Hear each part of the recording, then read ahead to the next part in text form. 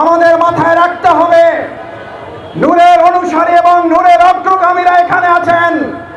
আজ নূরকে আক্রান্ত করে যদি তারা পার পেয়ে যায়, শফিকুল ইসলাম মাসুদ সহ আজকের এখানে সংহতির নেতৃবৃন্দ মাথায় যেন রাখে, আপনাদেরকেও রক্তাক্ত হওয়ার জন্য প্রস্তুতি নিতে হবে।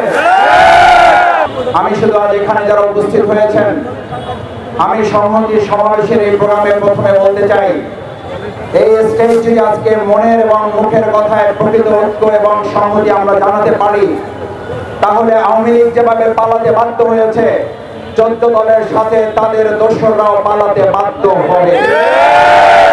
কিন্তু আমি অবশ্যই এটা মনে করতে চাই, আজকের এখানে মুখের কথার সাথে আমাদের বুকের কথারও মিল থাকতে হবে।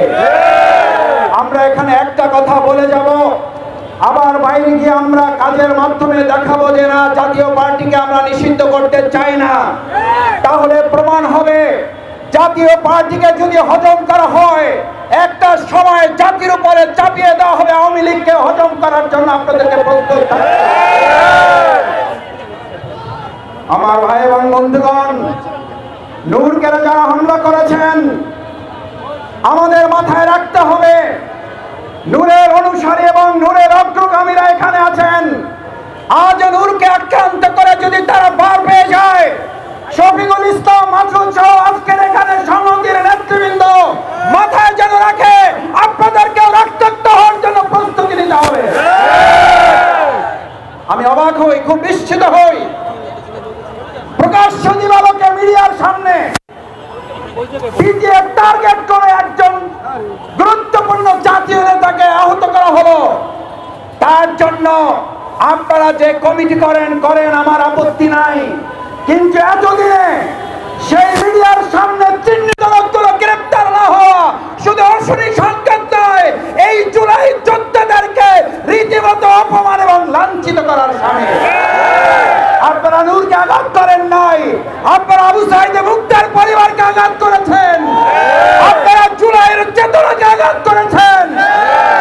আমি বক্তব্য শেষ করতে চাই একটা কথা বলে, আজ নূরকে আঘাত করার মধ্য দিয়ে এই প্রশাসন যদি এটা প্রমাণ করে তারা একটা প্রোগ্রামের নিরাপত্তা দিতে পারে না, আমি আমার সামনে উপস্থিত ভাই বন্ধুদের জিজ্ঞেস করতে চাই, তারা আগামী দিনে অবাধ, সুষ্ঠু, নিরপেক্ষ নির্বাচনের জন্য লক্ষ লক্ষ কেন্দ্র পাহারা দিয়ে আওয়ামী দোষর মুক্ত করতে কি তারা সক্ষম হবে? আসুন, বিচার এবং সংস্কারের প্রশ্ন সেই জন্য এসেছিল। আজ এখানে বক্তব্য দেওয়ার কথা ছিল শেখ হাসিনার বিচারের দাবিতে, অথচ আজ আমাদের কথা বলতে হচ্ছে নূরের উপরে হামলাকারীদের বিচারের কথা বলতে।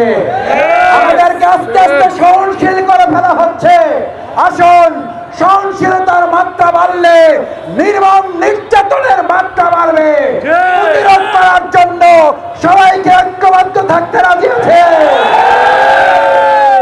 সেই আহ্বান জানিয়ে আমার কথা শেষ করছি। আল্লাহ হাফেজ। বাংলাদেশ জিন্দাবাদ, গণ অধিকার পরিষদ জিন্দাবাদ, বাংলাদেশ জামাত ইসলামী ঢাকা মহানগরী দক্ষিণ জিন্দাবাদ।